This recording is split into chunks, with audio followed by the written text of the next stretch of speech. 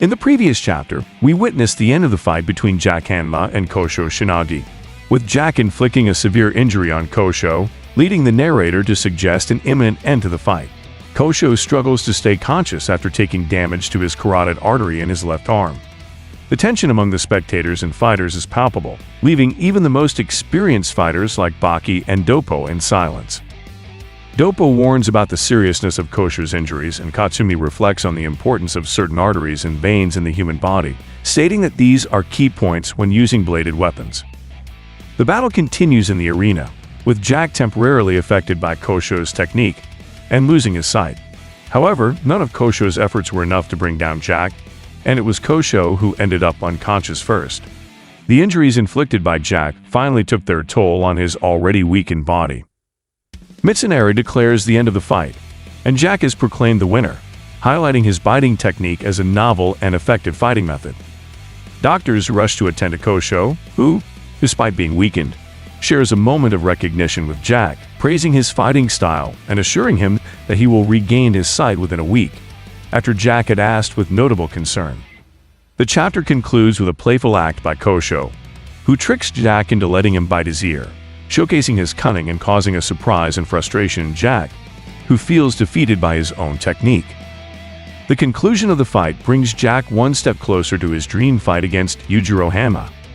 Kosho was the first step on his journey to the pinnacle of the martial arts world. This week's chapter begins with the urgent arrival of an ambulance at a hospital, where Kosho will be admitted for treatment. Without delay, he is taken to the operating room, where a medical team is already prepared for his surgery. They proceed to treat Kosho's injuries. Fortunately, his life is no longer in danger thanks to the surgery performed by his older brother, Kosho Shinogi, and his team of specialists.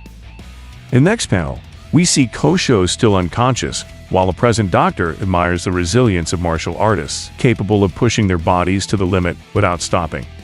He questions Kureha on how the patient managed to survive, and how he has been able to stay alive despite such severe injuries. Kureha responds that his brother is simply a martial arts prodigy, saved by an equally talented genius of modern medicine. He claims that this case would make an extraordinary story for the press. The medical colleagues laughed, agreeing that indeed it would be a fascinating story for the public. The next day, we return to the same hospital where Kosho was treated. However, in the room where he should be resting, we only find an empty bed. Faced with this, the doctors in charge of caring for this patient rushed to inform Dr. Kureha. The concern among the medical staff was palpable, having spent the entire morning searching for him without success. He questions if they have really checked every corner and suggests, pointing upwards with his index finger, that his brother might be on the hospital roof. Sure enough, there was Kosho on the rooftop, visibly recovered. He was standing upright, engaged in training.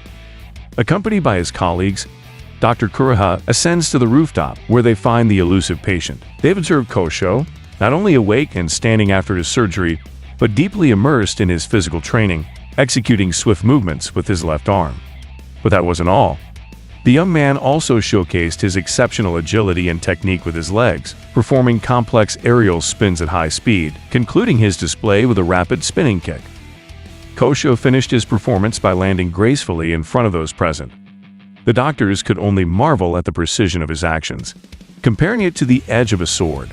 Dr. Kureha then warned his colleagues about the importance of tempering their praise for his younger brother, arguing that this might inflate his already considerable ego. He approached Kosho to greet him and check on his condition, but not before scolding him for leaving his room unannounced, highlighting his irresponsibility as a patient. He suggested Kosho take a break, reminding him that it was not the right time for intense training, given his recovery phase. However, Kosho insisted that the need to exercise and train his body was beyond his control, a drive he could not ignore.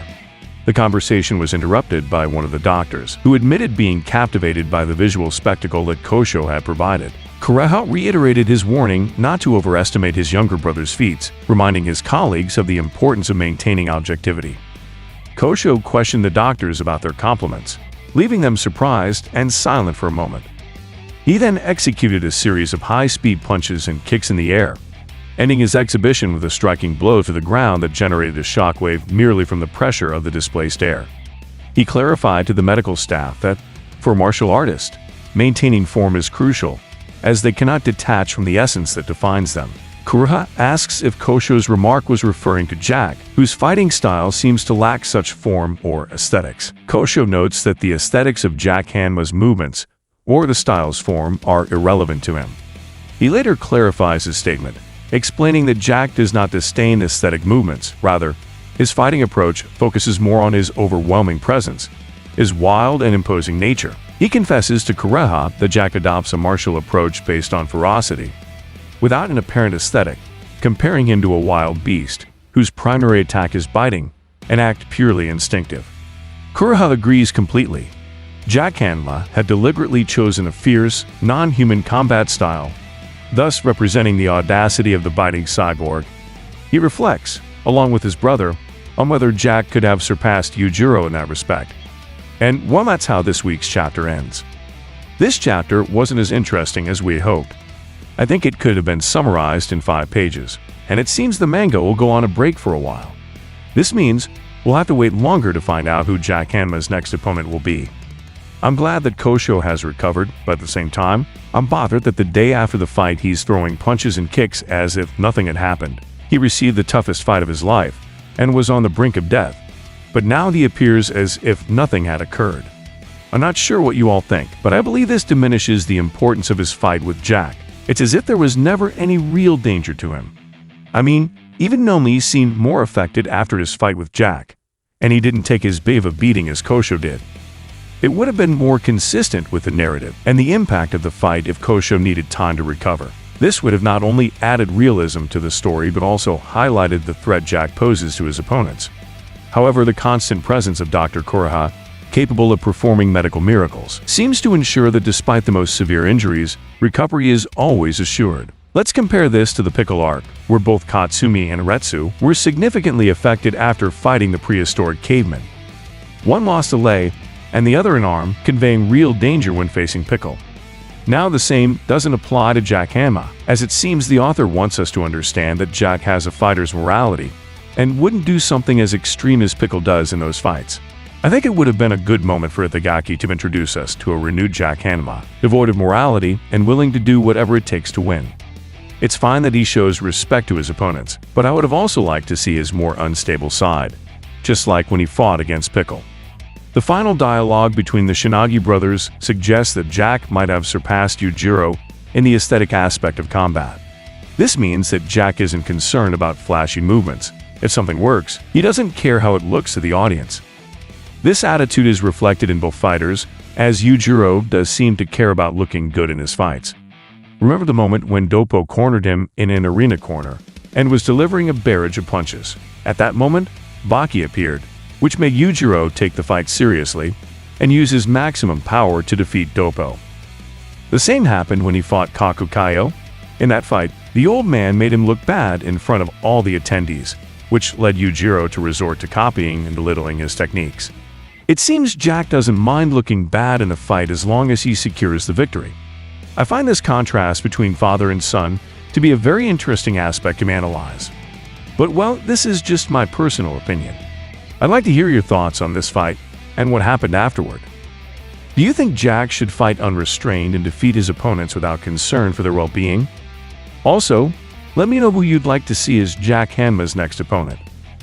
Personally, I would like it to be Doppo or Katsumi. Both fighters are above Kosho and would surely pose a greater challenge to the biting cyborg. And well, friends, thanks for watching the video. Don't forget to subscribe if you liked it. I hope you have a nice day or night. See you soon.